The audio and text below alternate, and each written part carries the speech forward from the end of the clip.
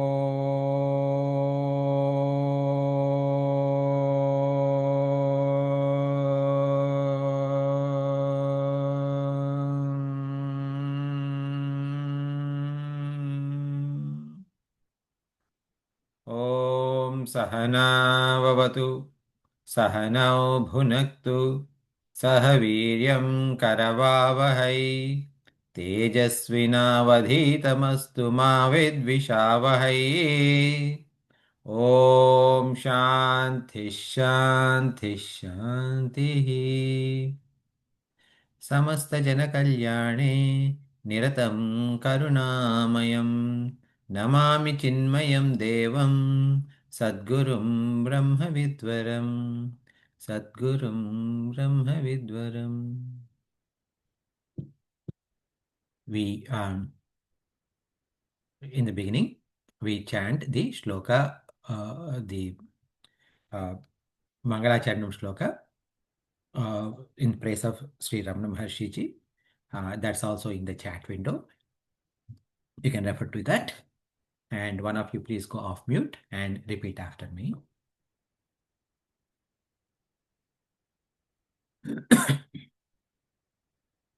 Antaryascha bahis-vibhutitimiram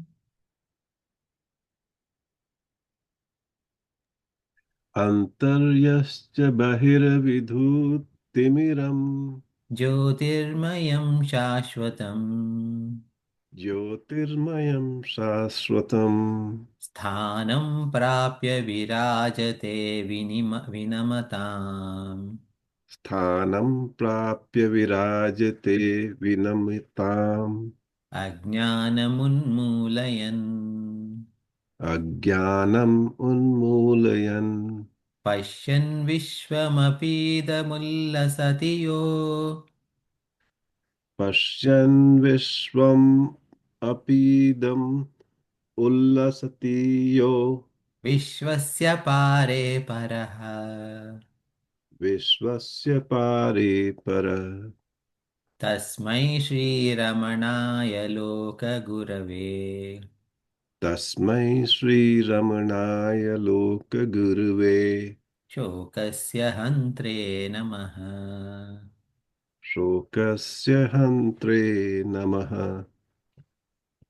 So, Bhagavan started the message by talking about the limitations of karma by in the shloka, very first shloka, karturajnaya prapyate phalam karma kim param karma tat jadam. So what? Everything runs by the command of Kartru, meaning Ishvara. All the results come because of his command. Karma on its own is just inert. How can it be supreme? So the idea is that we already talked about how we think that we had done this thing, so we got this result, and we are the ones who are the doers, etc. Right? So this ahankara means I'm not talking about like a ahankara or ego in terms of the way we use, but from a Vedantic perspective, the ahankara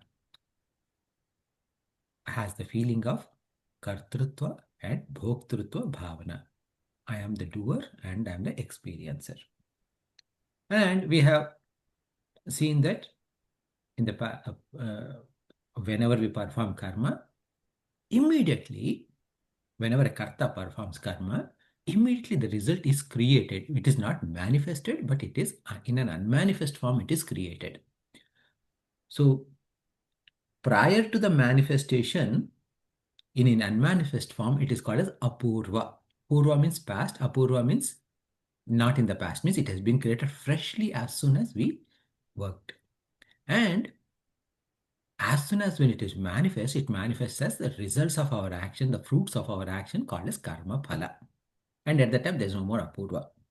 Sometimes we call this apurva as adrushta in different languages, luck, all of that. Okay, luck could be like bad luck or good luck. So in the same way, right? So now here the idea is that why is Bhagavan called as karta is because he is the one who gives us all the ingredients that are required for us to do anything. So if you want to make a cup of tea, you did not produce the tea powder, you did not produce the milk, you did not produce the sugar, you did not produce water, you did not produce the stove, you did not produce the uh, gas or electricity in there to heat it, okay? Or the containers or the ground to stand. None of these are produced by us. Everything is produced by Bhagavan alone. All we did is we exercised our muscles a little bit. Some brain, some physical hands and legs, but that's all we did. So, in that sense, if you look at everything is performed by Ishvara alone, right? And now the other thing is that the other important part of this one is that Kartru is one part, and his agnya, based on his agnya, you are getting result. What does that mean? Okay. Now, just because I performed an action, there is no guarantee that I get results. But does it mean that I get results? Am I not responsible for my actions? Of course, yes, I am responsible for my actions. When the results will come and which form the results will come is not in my control, and it is in the control of God. Okay. How do we say, for example, think about uh, in India, especially in the monsoon season, maybe every year or every other year, you hear about a bus accident. Bus with 60 people fell into a gorge, 10 people died, 20 people escaped unharmed, 10 of them are severely injured, 10 of them are moderately injured. Few of them injuries are that, I mean, like they probably broke their legs or hands or legs that they, they were without those body parts for rest of their life. Some people cancel their ticket last minute, and because of which who were supposed to be in there, they weren't there. And some other unfortunate people, those people got those tickets and got into the bus and got hurt. Now, who decides how did each person in that bus gets what result? Okay, think about it. In this particular example, two people are sitting side by side, and this guy says that we fell, and when I woke up or whatever, when I opened my eyes, the guy next to me is dead, but I just had a little bit back pain, but otherwise I'm fine. So these kind of things we hear all the time. So is it because of the seat, wrong seat he was sitting in, or it is that his time has come to an end, and this is just a form. I mean, this is just a uh, an act through which he is supposed to go. Okay. So this is what the Kartu Ajna, the Ajna meaning the command of Ishvara. And that command of Ishvara and the result is given by Ishvara for whatever we have done whenever. Okay. And also that is one factor. Now, the other factor, if you see, at cosmic level, some things happen, right? And when things happen, even when we get result, you perceive the result. I mean, like in a cosmic result, you perceive the result in a different way, and I perceive the result in a different manner. Let's say we both are farmers, and suddenly there's an unexpected rain. Now, you probably planted seeds 10 days ago, so they are germinating, so you are very happy that, okay, they got water, so it's very good. But I just put the seeds this morning and they all washed away. So I am very unhappy. Same impact, but different. Same karma phala. I mean, like in your karma phala and in my karma phala, there is going to be experience of rain is there, but the impact on you is different and the impact on me is different. Okay. And yeah, when the train happened, now someone who is making pots and he mixed the clay, on the clay is washed away. The pot is clay. School is closed. Children are happy. Parents are unhappy. So who decides how each person is impacted by the rain? Same rain, different people, different experiences. So this, how does Bhagwan act? Is when it is said that Bhagwan is like a potter. Potter means like one who makes pots. So what you see is that when the potter is making pots in the clay, he is using both hands. One is inside the pot, other is outside the pot. What is seen is outside. Okay. It appears that potter is hitting the spot on the outside with hand, okay, to bring a particular shape or whatever when that kiln is running, rotating. But inside, he's the one who is holding it so that way the clay doesn't disintegrate. So in the same way, this karma phala, when it is experienced at macro levels, right? Different people get different results. Take coronavirus or this COVID, right? Recently, there are several families who have experienced death in their families. Some people are experiencing lifelong disabilities. Some other people with government funding and all that, they benefited big time temporarily, right? Whoever is in healthcare products, right? So those PPA manufacturers, etc. And the bigger beneficiaries are the food product manufacturers, right? They increased the prices, they jacked up the prices at that time, and those prices have never gone back, and they are minting money just like anything. And that has become the cause of our inflation since 2020 or 2021, right? So, yeah. So, I mean, like all of these examples, what I'm saying is that the world runs by the ruler of the world. So, Ishvara as Jagat Niyamaka, okay, meaning the controller of the universe, his rules apply.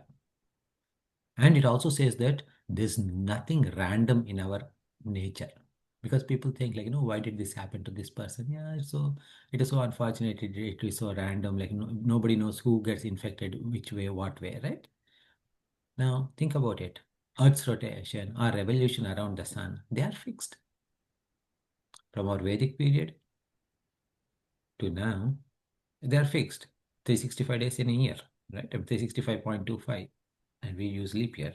We have different, I mean, like depending upon different calendars, we have different ways of maintaining that 365 days. Yet, when we see a cloud creation or a rainfall, we think that, oh, it is so random that it rained today. But all it is that there are so many factors in the creation of that particular cloud or that particular rain cloud, where it fell, and like air and atmospheric pressure and all of that. And we today, with our science, we don't have the ability to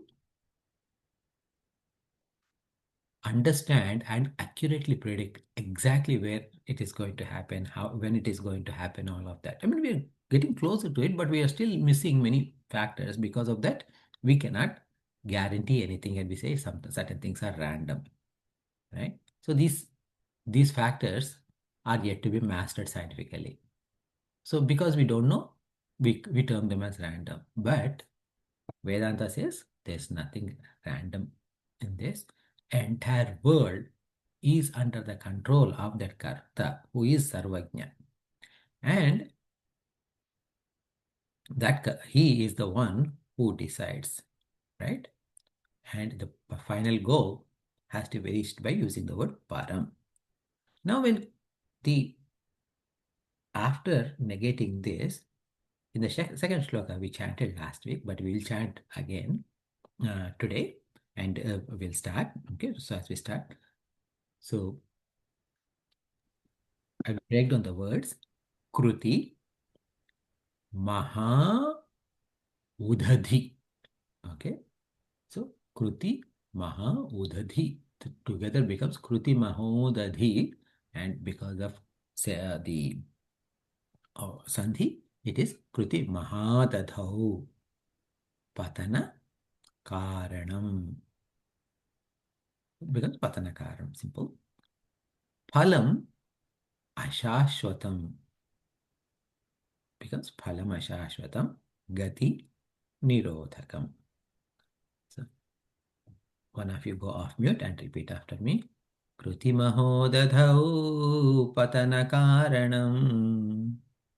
कृतिमहोदधौ पतनकारणम् Phalamashashwatam Gati Nirodhakam. फलमशाश्वतं गतिनिरोधकम्. Now, so in the first shloka, what Bhagwan was saying is that first he broke the understanding that I am Karta. I mean, like the misunderstanding. Okay, the misunderstanding that I am Karta. That that fallacy is broken. And what other fallacy is broken? I don't know when I will get. I mean, like I will get result. That fallacy is also broken because the phalam is going to be given by Bhagwan. Now here the performance of action itself. Okay, he is showing the limitations of performance of action. Now, typically, all actions are performed for to get a particular result. Okay. Now, whether that action is whether you're doing it for your own self or whether you're doing it for community, when you are performing an action, you're expecting a particular result. So, this any action based on a desire in Sanskritam is called as Kamya Karma, based on a desire. Now, the desire could be dharmic desire or adharmic desire, it doesn't matter. Okay? So, any action that is performed based on this is called Kamya Karma. Now, what happens is that this Kamya Karma, okay, this desire based action, the limitations of that is being discussed here. Okay? Now, if you let's understand what are the limitations first before we get into the individual word meaning, right? All actions, right, all actions begin in time. I mean, if you're doing some action right now, that means there was a time when you did not do this action and you just started 5 minutes ago or 5 hours ago or 5 years ago or 5 decades ago, but you started at some point in time. And any point, any action that you begin that begins in time also will end in time. So when actions begin and end in time, results are also will begin and end in time. Now, this statement or this particular thought is very different from Western religion. In Western religion, right, what happens is that usually what they say is that you have one lifetime, meaning there's no Western religions, whether the Abrahamic religions, they don't believe in punarjanma, okay, rebirths and all that.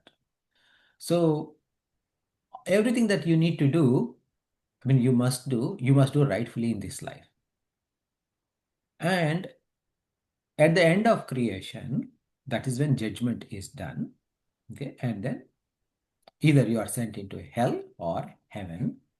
But no matter, so I think in some of them it is done immediately. In some of them you have to wait until the end of earth.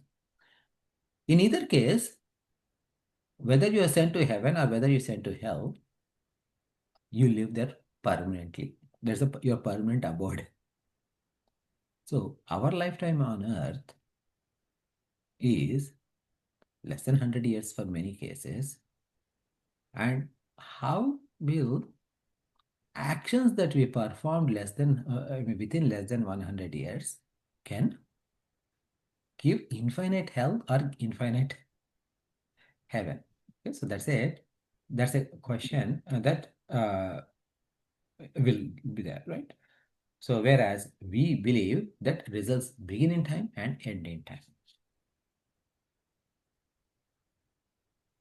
Now, with this statement, you should also start thinking about what about moksha? Isn't moksha a permanent? So if I work for moksha, are you saying moksha also will begin in end? Begin in time and end in time. So moksha is not something that we get. It is what we realize. Realize means it was already there. It is just that you need to realize that you are already liberated. Okay, so we'll discuss more about that at a later point because this book is covering four aspects: karma marga, meaning path of action; jnana marga, bhakti marga, path of devotion; yoga marga, meaning raja yoga marga or hatha yoga marga; and then finally the path of jnana, path of jnana marga. So when it comes to the jnana marga, we'll discuss that. So now coming to this, right, karma phala is impermanent, ashashvatam. So now from our day-to-day usage perspective, day-to-day life perspective, pursuit of happiness in this materialistic world is called as desire. And the result of the action performed to fulfill this desire is impermanent. So now when you get result for your action performed, which is according to your wish, so then what happens? You as the experiencer, meaning the bhokta, you're happy. You're happy for some time until that result lasts. So what is this corollary? That means afterwards, the experiencer bhokta will become dukhi or miserable after some time. Now, as a karta, because like you're both karta and bhokta, right? I mean, like at individual level, we're talking if you're a karta and bhokta at individual level, if you take, now the karta cannot sit idle when bhokta is unhappy. You would sit idly when you're unhappy. So what you do? Me, like all of us, what we do? We perform Action the again. action again, similar to the karma that we okay, to get similar results. So, and then Bhokta is happy. Now, second time, is it like, are you happy, say, as much as the first time? So, is your, so think about this, right?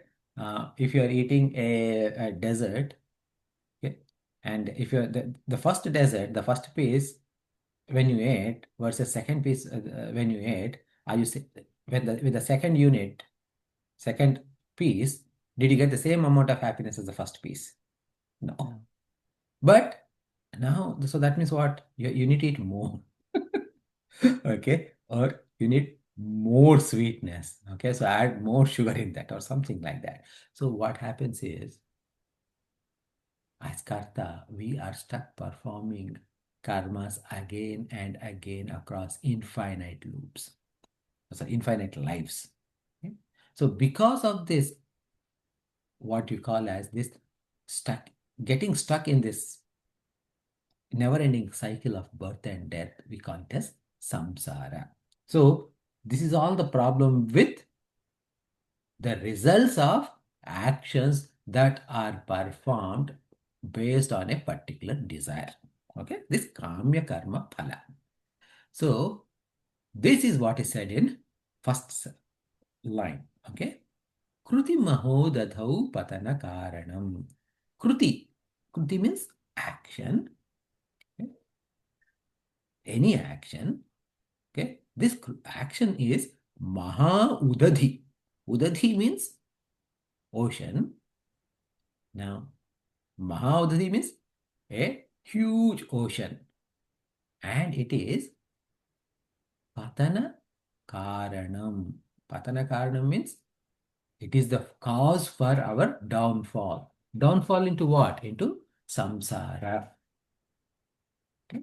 So, phalam, phalam meaning the results. Results means in this context it is karma phala. So, these results are ashashvatam. Shashvatam means permanent. Ashashvatam means impermanent. So, one problem. So, Bhagavan is enumerating the problems with performing this karma. First problem, it is leads to the downfall of ours. Second is the results are temporary. Now, interestingly, even though the results are temporary,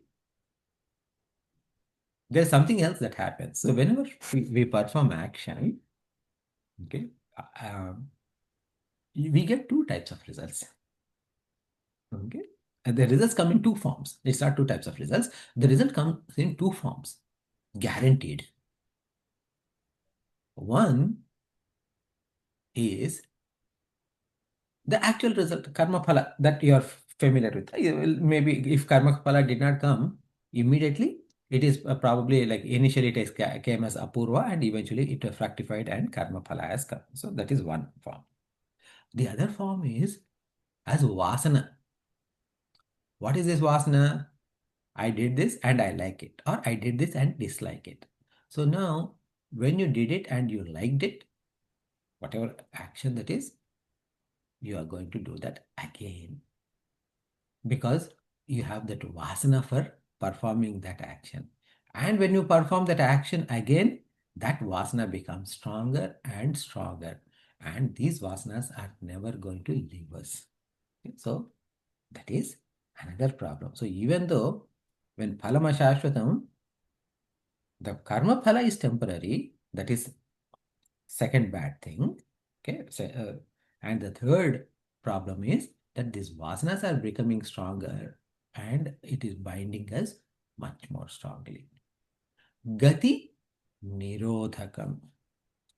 Gati nirodhakam means gati means our path.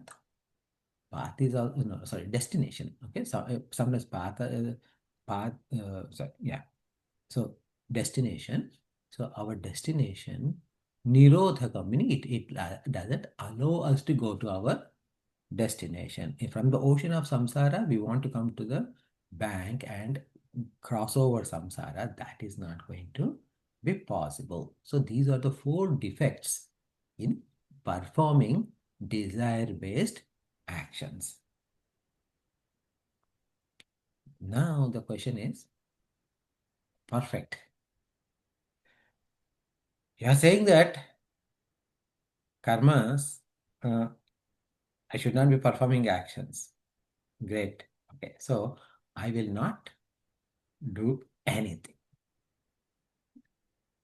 But that is not possible also, right? I mean, not performing karma is not a solution because our nature, like we are born out of Prakriti. which is made up of sattva, rajas, tamas. And the sattva, rajas, tamu gunas, they are constantly changing and in me, and that would lead me to perform action. In fact, in Bhagavad Gita, many of you studied Bhagavad Gita, right? In chapter 3, Bhagwan, Lord Krishna says, Kim kaschit kshanamapi jatu tishtati akarmakrut. Karyate hyavashaha karma sarvaha praktiru jaigunaihi. So, he says that even if you think that you can sit, even for a kshanam, okay, even for a moment, you cannot sit without doing any karma. It is by your nature you keep on doing karma. Right? Because at the body level, breathing is going on, heartbeat is going on. Right? I cannot be sitting still at a mental level also. Even if I sit for meditation, if any one of you do meditation, think about it. How many thoughts come? Right? And that mind, and see, the purpose is that you know that you don't want to think about anything, but yet all those thoughts keep coming. So it is not possible for us to stop acting at mental level also. So, in fact, in one of Puja Gurudev's discourses, from Chinmayanandaji, he says, if a, when a person stops performing action, he will give, meaning like when a person, yeah, the words he uses is, when a person stops performing work, he will give work for 4 people. Okay, why? Because 4 people are needed to come to take the dead body to cemetery. So that is why. So only when our body dies, at body level, okay, there is no action being performed. So given this problem, okay, what is the solution for it? Solution is also because Bhagwan is the teacher here, right? Let me see. The author of the book Upadesha Sara is Bhagavan Ramana Maharshi. And Upadesha Sara, who's the teacher in Upadesha Sara? Ishvara. Ishvara, but Shivji, right? Ishvara, Lord Shiva, he is teaching to those munis or those saints in Darukavana. So, so obviously, like Bhagavan cannot give a problem and not give a solution, show a solution. So the solution is given in the next shloka. So I'll break down the verses. Ishvara arpitam becomes Ishwararpitam. Nechaya. There are 2 words actually in there. Na and Ichaya. Na Ichaya becomes Nechaya. Krutam. Chitta Shodhakam Mukti Sadhakam. Okay, simple words. Okay. So one of you go off mute and please repeat after me. Ishvarapitam Nechaya Krutam. ईश्वरार्पितं नेच्छया कृतं चित्तशोधकं मुक्तिसाधकम्. चित्तशोधकं मुक्तिसाधकम्. So we talked about the problems with performing kamya karma, right? Desire-based action, that results are impermanent, and we are forced to do more karma due to because they are ashashvatam, and the vasanas though are holding on to us, and we fall into this river of samsara, and we, because of all of this, our ability to find the, so our destination, which is moksha, is not possible. So the solution is given, right? Because we at this, even at our level, we want to convert the dukhi in me into sukhi, the one who is feeling miserable, I want to turn that person in me or me into one way who is happy because everything is done for happiness. So, and we realized that in the previous shloka that no matter how much action we perform, okay, karma, that is, okay, no matter how much action we perform, we cannot ever make this dukhi, okay, this miserable me inside me happy permanently. So if that is the case, so instead of doing karma, then what should I do? I mean, like, what is the solution? Guruji says, if you keep doing something, you get the. If you keep doing what you are doing, you keep getting what you always got.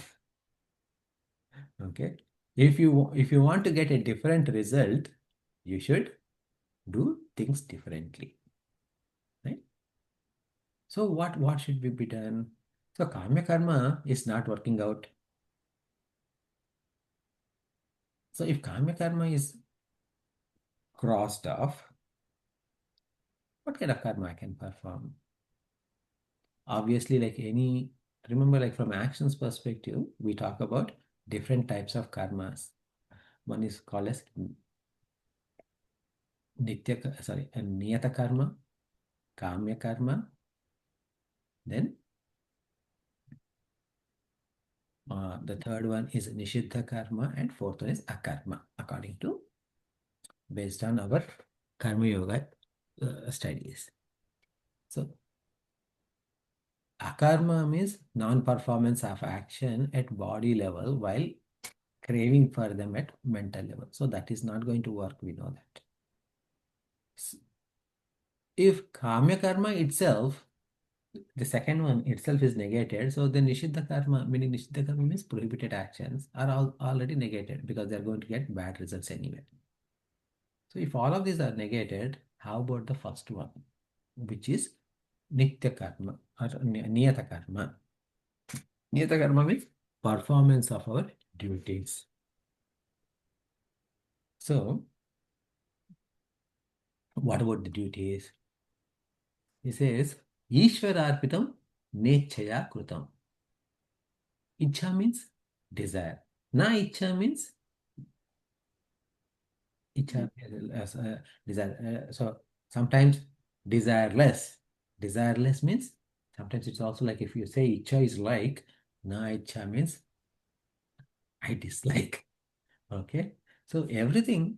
So if you're talking about Bhagwan, Kamya Karma, don't do Kamya Karma. Pretty much all my work, all my job is Akamya Karma, Bhagwan, because I don't want to get up on a Monday morning. I don't want to go to work. Okay. Yet I am forced to go to work. So this is definitely work that I hate. Okay. And Bhagwan, you are asking me to do the work that I hate. Is that what it is? Okay. So, Bhagwan, that's not the intent of Bhagwan when he says that. Okay.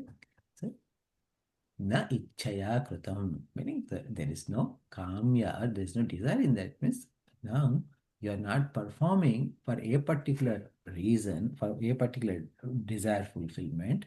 Rather, there is a sense of duty is there. Okay, there is a sense of connectivity, connecting with the family, connecting with your community, connecting with nature.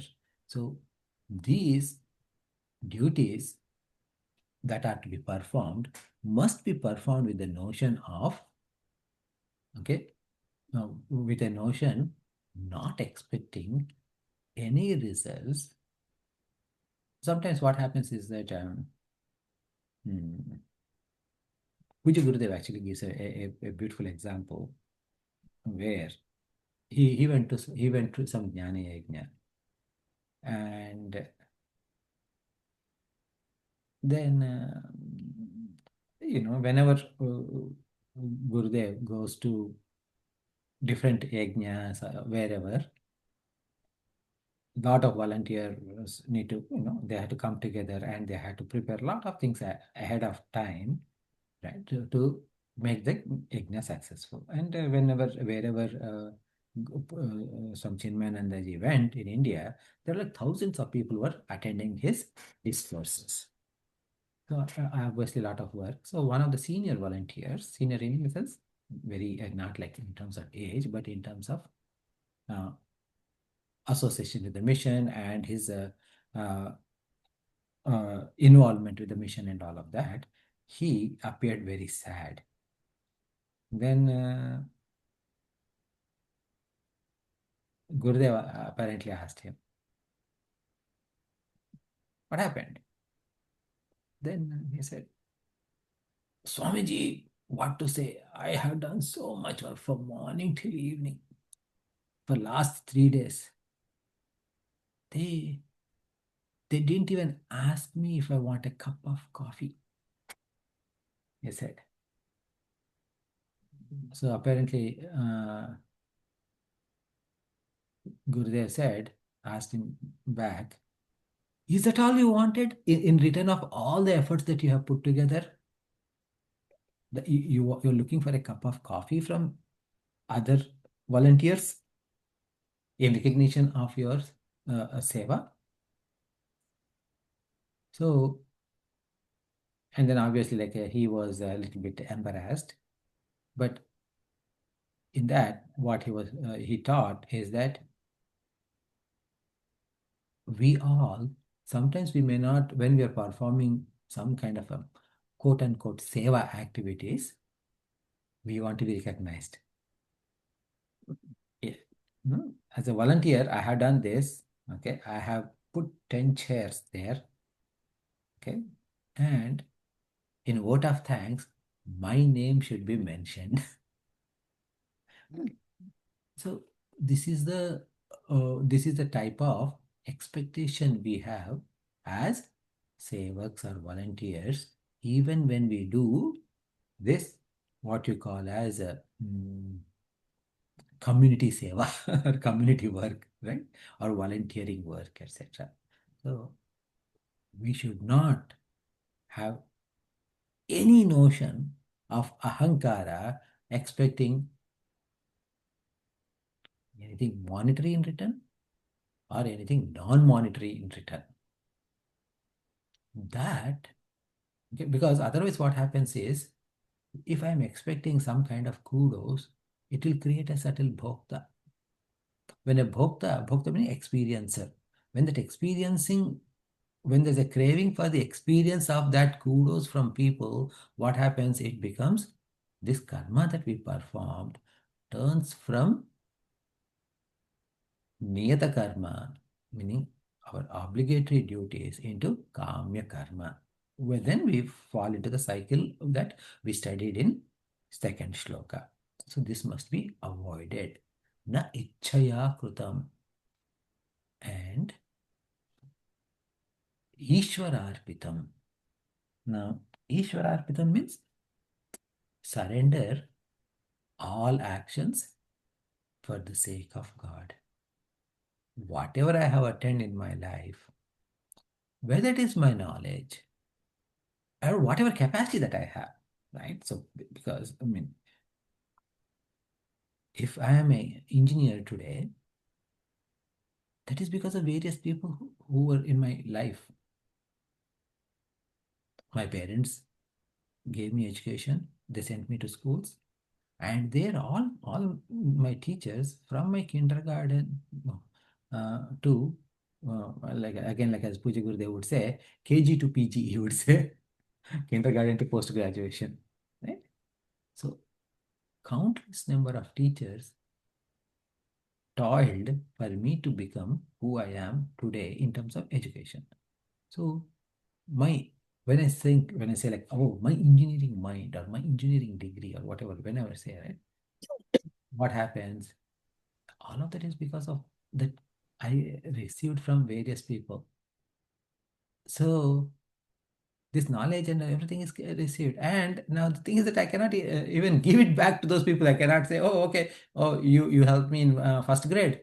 Okay, so take it back. I cannot give anything back to those people, right? So what I can do is that I can only pay it forward. So I must have that attitude that I am doing all of my work to please God. So, first of all, perform actions that are based on our duties. So perform our duties only, which is our niyata karma. I mean daily duties plus occasional duties together. Second is do not expect any result. Third is Ishvara Arpitam. Okay. Surrender everything to God. And final thing is that when you surrender everything to God, whatever result comes, you take it as prasada from the Lord. What will that do? Chitta Shodhakam. So that will start purifying my mind. Okay. Chitta, this purity of mind is very, very important. Okay.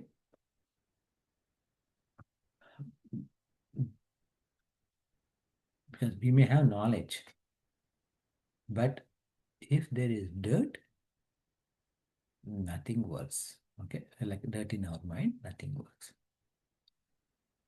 So we have to constantly clean our mind. Now, how to clean mind? Now, one is think about this way, right? You have a mud pot, a big pot. Now, you need to fill drinking water in it. Okay. Now, it so happened that you did not wash the pot properly, and then there is some kind of dirt at the bottom. Okay. Uh, let's say some animal droppings or anything like something like that. Now, is that water drinkable?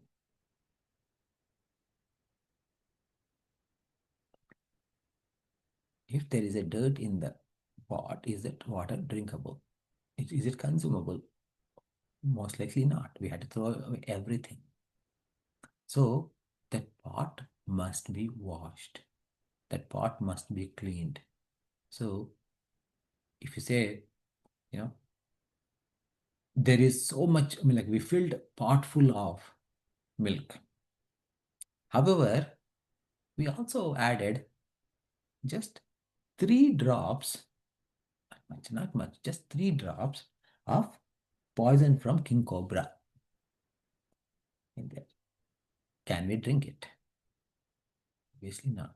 So in the same way, no matter how much we think that we are pure, any small impurities in our heart or our mind, they will become the cause for our downfall. See, we tell the story of Vishwamitra, right? When we say the story of Vishwamitra, whatever, I mean, like, what do people immediately think about Vishwamitra? What are the things that remind you of Vishwamitra sage? He goes to bring Rama and Lakshmana. He goes to Ayodhya first to Yeah. bring Rama and Lakshmana Okay. Yeah. to the forest. So, what happened? Of course, he was Rama's teacher, Rama and Lakshmana's teacher, yes. But uh, he was doing what's called like he was a king who wanted to take stuff from Vasishta, right? What did he want to take? The Kamadhenu, right, from him.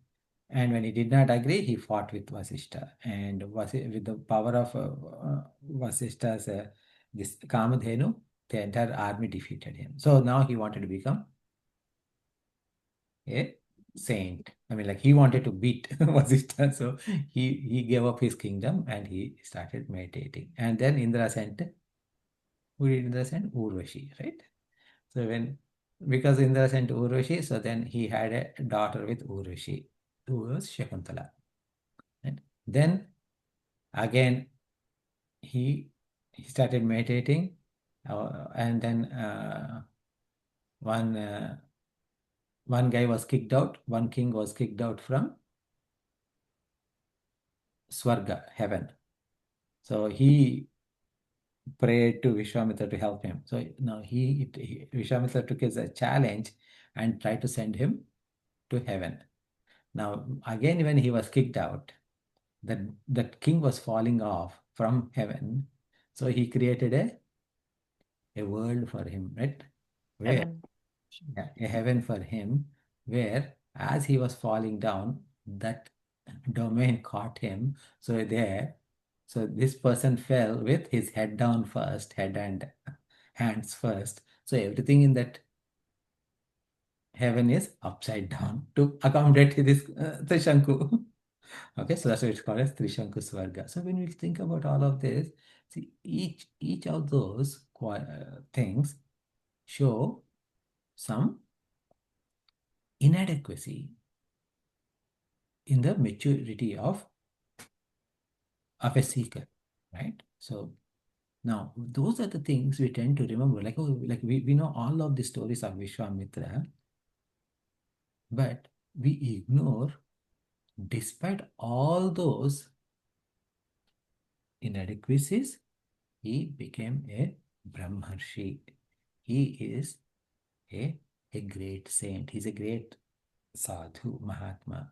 But yet, if you see, especially like any South Indian movies around different like divine stories, right? They always portray him as someone like one who is with anger and all of that. That's how they portray Sage Vishwamitra. Even in Tulsi Ramayana, when Vishwamitra comes to King Dasharatha's palace, Dasharatha is worried. Why did he come? Okay, he's a very a saint with so much anger built in. So these are the things that come into forefront. Why I'm saying all of this story of Vishwamitra, etc., is no matter how good we are, those little mistakes that we perform, they will haunt us for life. Society will never let us forget our mistakes. They keep reminding us. In the same way, internally also, if the mind is not pure, we are going to get into problem, and that problem is primarily in our case, it is they becomes gati nirodhaka. So this mind purification must be performed.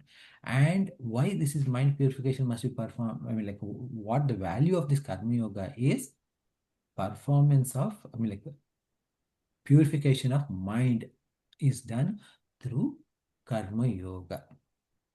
And when the mind is purified, okay, what happens? He gains sadhana chatushtaya sampatti. Sadhana chatushtaya sampatti, does the word sound familiar? From Tattva-bodha? Okay. Yeah. Viveka, Vairagya, and then Shamadhi Shatka Sampatti. Those are Shama, Dama, Uparama, Titiksha, Shraddha, Samadhana, right? So six. And then finally, the fourth one is Mumukshutvam. So all of those are going to be developed as part of this Chitta Shodhakam. Okay? And that Chitta Shodhana will become Mukti Sadhakam. Okay? So with this, Bhagwan completes Karma Yoga, or the path of karma, or karma marga. Why? Like, this book has 30 shlokas or something, right? So why did Bhagwan spend only 3 shlokas on karma marga? Because the karma marga is a path, right? Mukti sadhakam, right? It is a mukti, it is a sadhakam means what? It is a instrument. It is an instrument in moving me forward in my goal for liberation. When this chitta shodhana, like when this chitta shodhana is happening, when the purification of mind is happening, okay, what do we need to do? That Bhagavan starts as bhakti marga. Okay. Now, when I say bhakti marga, karma marga, jnana marga, etc., please don't think that there is a compartmentalization between, oh, I'm following karma marga today until yesterday. Okay, starting today, I'm going to start bhakti marga. No, no, there's nothing like that. Karma yoga, bhakti yoga, jnana yoga, understand that they are all, if you think about a highway, imagine, I mean, like picture a highway with three lanes, right? Or if you imagine four lanes, that's fine too. Okay. Karma, bhakti, Raja Yoga and Jnana Yoga. All of these are like four different lanes on the same highway. So no matter which lane you are in, you are going to the same destination. Sometimes you are in this, sometimes you are in that. Okay. Now, and also they are not, even though they are, the names are different, you'll understand that they are not really different in the sense like bhakti is a central aspect. Now, if you look at karma yoga itself, right? Karma marga that we saw, what happened? Ishwararpitam. Okay, that was a requirement. Ishwararpana buddhi has to be there. Prasada buddhi must be there. Ishwararpana buddhi means what did we say? It is Surrender. surrendering to who? Ishvara, right? Saying that everything that I am performing is to please Lord. So there is bhakti is automatically involved in that. Okay, that is central aspect of karma yoga. Okay, and whatever comes, I am not going to complain that okay, Bhagavan, why me? Okay, I am not going to say that. Rather, I'll say, why not me? Okay, see, like all the time, when like this afternoon, we were, I was going to visit my doctor. And when I was driving, first of all, I was running late. And then right in front of me, there was a school bus. And it stopped everywhere. And when it stops, the thing is that like at one stop, only one child was getting down, but someone was coming to pick them up. So the bus waited until that person slowly walked. And then I think the person was also chatting with the driver too. So on the other side, like I'm running late. So okay, I'm in rush. Why now? Why me? Why here? Right? So don't question like that. Okay. Understand that. Okay, so this is what it is. This is what it is. I mean, God knows, right? So have that Ishwararpana buddhi and Prasada buddhi. Meaning whatever in whatever situation we face, right? Sometimes those situations are something that we like. Sometimes those situations are something we dislike. No matter what, accept as prasada from the Lord. And what is in it for me if I do like that? My own mind is at peace. Okay. See, obviously, like in this simple example that I was giving, there's no way I could run, I mean, like, like overtake that school bus, right? In a single lane. And I have to stop. So there's nothing I can do. So either I can keep suffering by thinking about it like that bus, those guys did like that, or I just let it go, right? Because the bus driver doesn't know that he blocked me. I mean, even if he knows, he's just doing his duty, so he doesn't care whom he blocked. And the person who picked up also doesn't know or about like everything that is going on. So at the end of the day, the sufferer, if I keep thinking about it, is me alone. So having that understanding, even at a Vyavaharika level, at a transactional level, immediately I'll get peace. So this is the uh, practical implication of prasada buddhi. And thinking that, okay, I got delayed, so be it. So now there's nothing I can do. Whatever happens, it is God's wish. So that is again Ishvara Arpana Buddhi. So these two are central aspect of Karma Yoga. So that's where uh, so these are the important thing is that Karma Yoga and Bhakti Yoga, they're all not different. So keep those in mind. So I'll pause here to check if you have any questions. We'll address those questions, and then we will pick up the Bhakti Yoga in the next session. Any questions?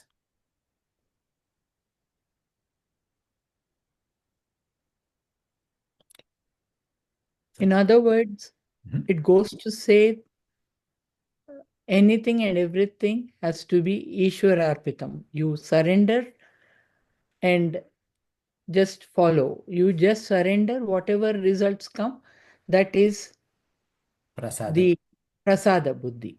You have to accept it as prasada. Mhm. But the thing is that like the action that we perform must be dharmic also, right? So an example, yeah, a thief saying like, I'm going to steal in this house. Okay. Whatever happens will happen. If they have money, I'll get it. If they have less money, I'll get less money. That is not Ishwararpana Buddhi or Prasada Buddhi. Right? So, Yeah, so, true, true. so So we have to accept the prasadam too, no matter what. So, so we conclude then. Om.